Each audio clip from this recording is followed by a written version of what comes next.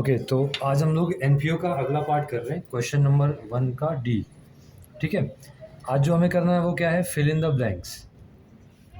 पहला fill in the blanks क्या है, not for profit organisation never is engaged in dash activity. Not for profit organisation never engage, कहाँ पे engage नहीं रहता है, तो ये ट्रेडिंग एक्टिविटी नहीं करता है। ट्रेडिंग एक्टिविटी का मेन मकसद क्या होता है, पैसे कमाना, और नॉट फॉर प्रॉफिट कंसर्न का मेन मकसद पैसे कमाना नहीं होता है। इसके लिए इसका राइट आंसर क्या होगा, ट्रेडिंग। अगला है, not for profit organisation is called dash organisation. तो इसको कौन सा ऑर्गेनाइजेशन बोलते हैं, सर्विस ऑर्गेनाइजेशन। कौन सा, सर्विस, क्योंकि ये क्या प्रोवाइड करता है, सर्विस प्रोवाइड करता है पब्लिक को। ठीक है, चलो ये हो गया। फिर अगला थर्ड है, receipt and payment account falls under category of dash account. तो कौन से अकाउंट में आता है रिसिप्ट और पेमेंट, तो ये रियल अकाउंट में आता है। मैं जब सम कराता हूँ तो आप लोग को बार बार उसमें बताता हूँ कि रिसिप्ट और पेमेंट, ये रिसिप्ट और पेमेंट हम किसका करते हैं, बोलो, कैश का। और कैश कौन सा अकाउंट है, रियल अकाउंट है। तो इसके लिए रिसिप्ट और payment account falls under category of real account. चलो नेक्स्ट अभी क्या है, receipt and payment account is summary of dash transaction are recorded. ठीक है, तो किस तरह के रिसिप्ट और पेमेंट में किस तरह के अकाउंट, कौन से तरह के ट्रांजेक्शन होते हैं। तो आपको पता है दो तरह के ट्रांजेक्शन होते हैं, एक कैश, दूसरा क्रेडिट, और तीसरा बार्टर भी होता है, बट बार्टर मोस्ट ऑफ आजकल नहीं चलता है ना। तो कैश और क्रेडिट, तो रिसिप्ट और पेमेंट में हम लोग सिर्फ और सिर्फ कैश ट्रांजेक्शन रिकॉर्ड करते हैं, तो इसके लिए यहाँ पे आएगा कैश ट्रांजेक्शन। अगला है, income and expenditure account is similar to dash account of trading concern. ठीक है, इनकम एंड एक्सपेंडिचर कौन से अकाउंट से कंसर्न करता है। ठीक है, ट्रेडिंग अकाउंट में हम लोग प्रॉफिट या लॉस फाइंड करने के लिए कौन सा अकाउंट बनाते हैं, profit and loss account. But हम लोग इनकम एंड एक्सपेंडिचर अकाउंट बनाते हैं एनपीओ में, है ना, प्रॉफिट या लॉस फाइंड करने के लिए। तो इसका राइट आंसर क्या होगा, प्रॉफिट एंड लॉस अकाउंट। ठीक है, अगला है, credit side of receipt and payment account shows cash payments.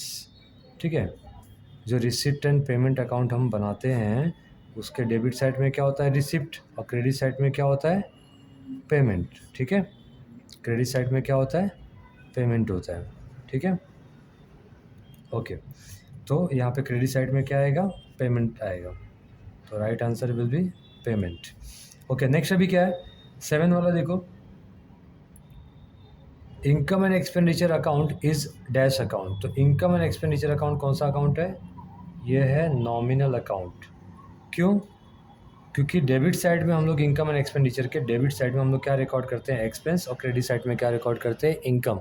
आप लोग ने 11वीं में रूल पढ़ा होगा, रूल में क्या है, debit all expenses and losses, credit all incomes and gains. कौन से रूल में, नॉमिनल अकाउंट के रूल में।